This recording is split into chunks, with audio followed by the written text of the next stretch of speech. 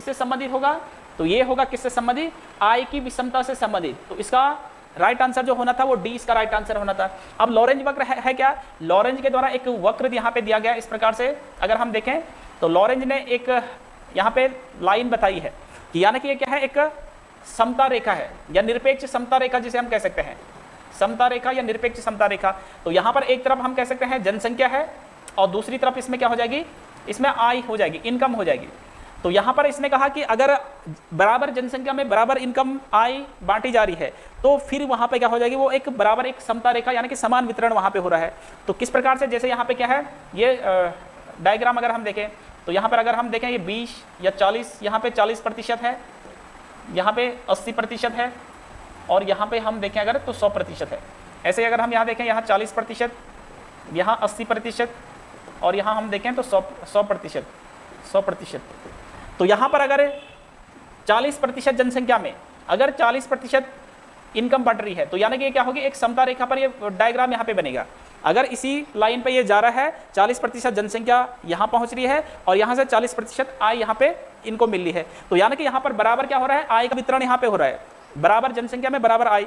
जैसे 80% है तो 80% जनसंख्या की बात करें हम, अगर 80% जनसंख्या में 80% इनकम जा रही है तो यानी कि वो क्या होगी, एक निरपेक्ष समता रेखा होगी। लेकिन वास्तविक रूप में अगर देखें तो ऐसा नहीं होता है। यहाँ पर जो ये समता रेखा होगी वो इस प्रकार से नहीं होती है, बल्कि यहाँ पर जो समता रेखा होती है वो इस प्रकार से ये डायग्राम बनाती है।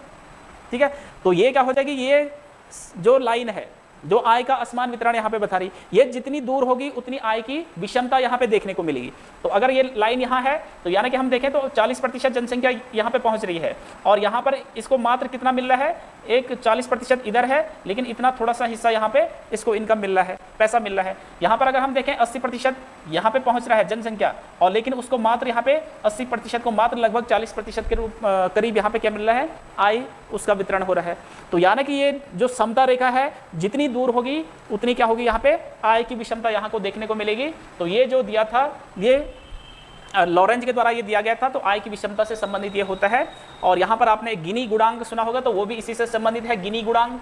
तो गिनी गुणांक यानी कि ये क्या करता है, ये इसका गणितीय मान बताता है, जो आय की विषमता है उसका गणितीय मान बताने के लिए गिनी ने एक कॉन्सेप्ट दिया था जिसे 0 और 1 में डिनोट करते हैं। तो ये भी आपको ध्यान रखना है।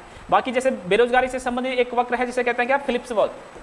फिलिप्स वक्र ये बेरोजगारी से संबंधित है।